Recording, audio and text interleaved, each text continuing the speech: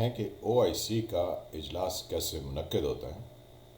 اور اسپیکر یہ غیر آئینی اقدام کر رہے ہیں کہ وہ منڈے یعنی 21 مارچ کو عدم اعتماد کی تحریک نہیں پیش کرتے ہیں تو ان کے خلاف بھی اپوزیشن جانے کو تیار ہے۔ یہ چند ایک ایسی باتیں ہیں جن کو ڈسکس کرنا بھی ضروری ہے اور ان کے بارے میں جاننا بھی ضروری ہے۔ جب کوئی مافیا کہیں کام کر رہا ہوتا ہے تو وہ دھمکیوں پر اتر آتا ہے،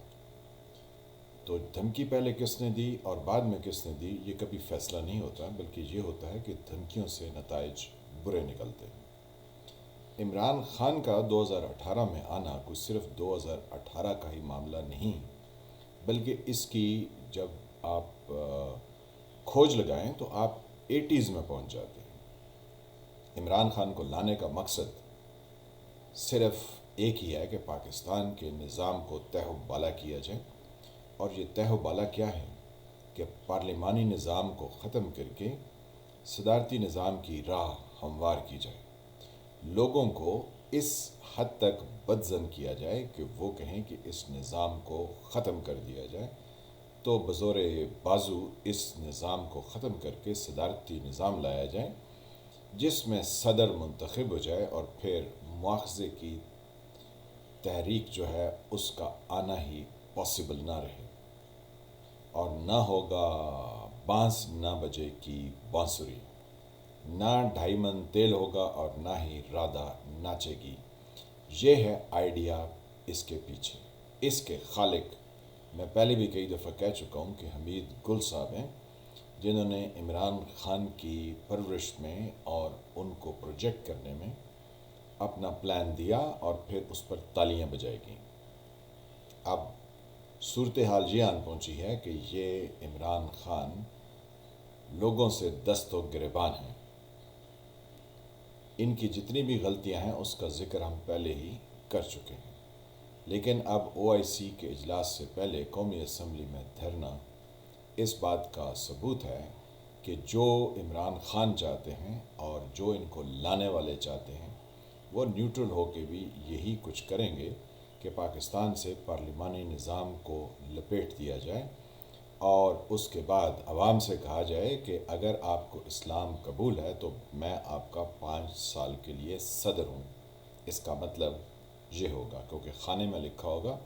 کیا آپ اسلام کے شدائی ہیں، اور دوسرے خانے میں لکھا ہوگا کیا آپ اسلام کے شدائی نہیں، تو آپ کس پر مور لگائیں گے؟ جی میں شدائی ہوں۔ تو نتیجہ یہ ہوا کہ میں آپ کا 5 سال کے لیے صدر ہوں۔ تو اس طرح کا ریفرنڈم ہوگا اور پاکستان میں اس طرح کا نظام حکومت بنایا جائے گا جس میں لوگوں کی کوئی سے نہیں ہوگی۔ آئی ایم ایف کو چاہے سارا ملک دے کے رخصت کر دیا جائے، یا پاکستان کے اسٹیٹ بینک کا گورنر آئی ایم ایف کا ریکمینڈڈ انڈیویجول لگا دیا جائے، یا ہم جو ہے وہ چین کے آگے لمحے پڑ جائیں، یا ہم امریکہ کی 72 سال تک ساری چیزیں یس سر کرتے رہے، جس کا آغاز ایوب خان سے ہوا، اس نے یس سر کیا، یا خان نے یس سر کیا، ذوالفقار علی بھٹو نے نو کیا، ضیاء الحق نے یس سر کیا، بے نظیر اور نواز شریف میں لڑائیاں ہوتی رہیں، پریسلر امینڈمنٹ بے نظیر کے دور میں آئے، اس کا مطلب ہے کہ بے نظیر نے ان کو نو کیا، جبکہ نواز شریف کے دور اقتدار میں بہت ساری چیزیں پاکستان کو ملیں، اس کا مطلب ہے پاکستان نے یس سر کیا۔ مشرف جس کو کہا گیا کہ یہ پاکستانی نعوذ باللہ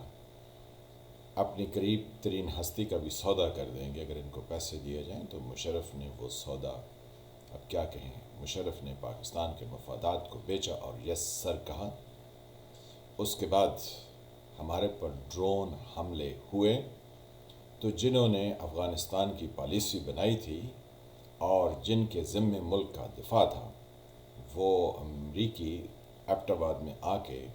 اسامہ بن لادن کو مار کے اور اپنا ہیلی کاپٹر نشانی کے طور پر اپنے یاروں کے پاس چھوڑ گئے، تو جنہوں نے دفاع کرنا تھا اور ان کو مار گرانا تھا انہوں نے چپ سادھ لی اور وہ کچھ نہ بولے۔ پھر اس کے بعد عمران عمران خان آئے تو عمران خان نے کہیں کچھ نہیں بولا ماں سوائے اس کے کہ جس کا ذکر ہی نہ تھا پوری داستان میں، اس پر جو ہے وہ ہم نعرے مارنے شروع ہو گئے، یعنی ایبسلیوٹلی ناٹ، یہ کسی نے کہا ہی نہیں۔ اور روس میں جب آپ گئے ہیں تو پھر اس پر ڈٹ جائیے کہ میں روس میں صحیح ٹائم پر گیا تھا اور یوکرین پر روس کے حملے کی میں حمایت کرتا ہوں، پھر سوری سوری سوری کر کے پیچھے کس لیے عمران خان کہ میں نیٹو اور امریکہ کا مخالف نہیں ہوں، کیونکہ آپ کے پاس یعنی آپ کا پولیٹیکل ویژن نہیں ہے، آپ کے پاس کوئی پالیسی نہیں ہے، آپ ملک کو انارکی کی طرف اس لیے دھکیل رہے ہیں کہ آپ کو کہا گیا ہے۔ یہی منشا ہے جو اس ملک کے اقتدار پر قابض ہیں اور پچھلے 72 سال سے قابض ہیں، اور انہوں نے اپنے پنجے اس ملک کے اوپر ایسے گاڑ رکھے کہ آپ کی کیا مجال، آپ تو ہر چوک اور ہر سیکیورٹی گیٹ پر اپنا شناختی کارڈ ان کو دیتے ہیں، چیک کراتے ہیں، پھر اندر جاتے ہیں۔ آپ کو تو اتنی آزادی بھی نہیں کہ آپ اپنے ملک میں ایک سیکٹر سے دوسرے سیکٹر میں بغیر شناختی کارڈ دکھائے آپ جا سکیں۔ تو آپ کس طرح سے کہتے ہیں کہ یہ ملک پارلیمانی نظام کے تحت آزادانہ طریقے سے چل رہا ہے؟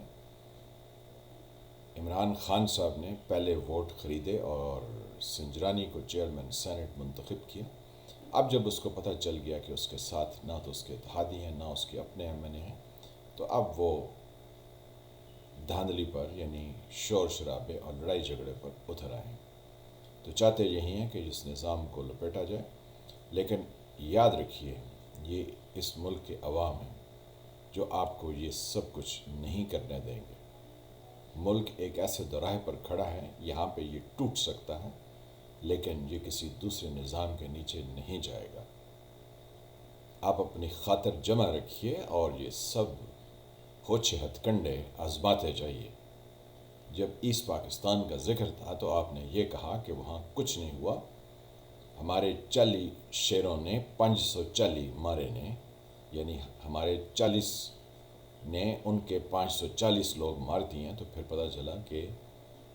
ایسٹ پاکستان ہم سے الگ ہو کے بنگلہ دیش بن گیا۔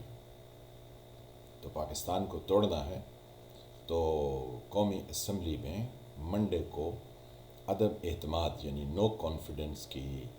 موشن اس کو پیش مت کیجیے، اور اگلے حالات کے لیے ملک کو تیار کر لیجیے، کیونکہ یہاں پر سبھی لوگ دست و گریبان ہونے کو تیار ہیں، کیونکہ ان کی زندگیوں میں کچھ ایسا میجیکل کام نہیں ہے کہ جس سے وہ کسی انتشار سے ڈر جائیں۔ لوگوں کے ہاں کھانے پینے کے پرابلم ہے، رہنے کے پرابلم ہے، اور نہ جانے کون کون سے،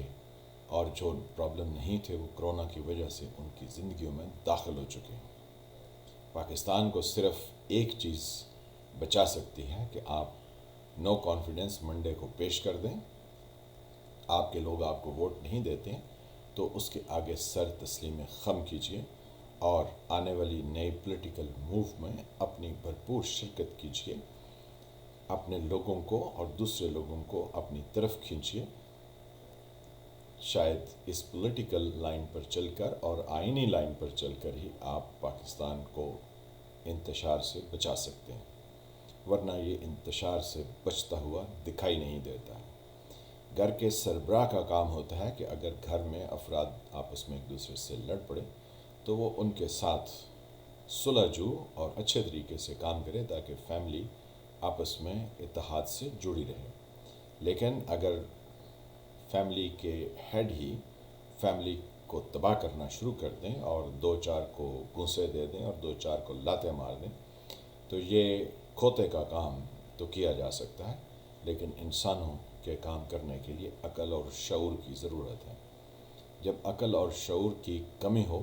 تو وہی کچھ ہوتا ہے جو اس وقت ہمارے ہاں ہو رہا ہے۔ میں ہوں فالم ملک، آپ دیکھ رہے تھے سرکار۔ ملتے ہیں کسی نئے ٹاپک کے ساتھ، اللہ آپ کو اپنی حفظ و امان میں رکھے۔ جن فرینڈز نے میرے چینل کو سبسکرائب نہیں کیا پلیز اس کو سبسکرائب کیجیے اور گھنٹی کے نشان کو بھی دبا دیجیے تاکہ آپ کو آنے والی نئی ویڈیوز ملتی رہیں۔ تب تک کے لیے نئے ٹاپک سے ملتے ہیں، تب تک کے لیے خدا حافظ۔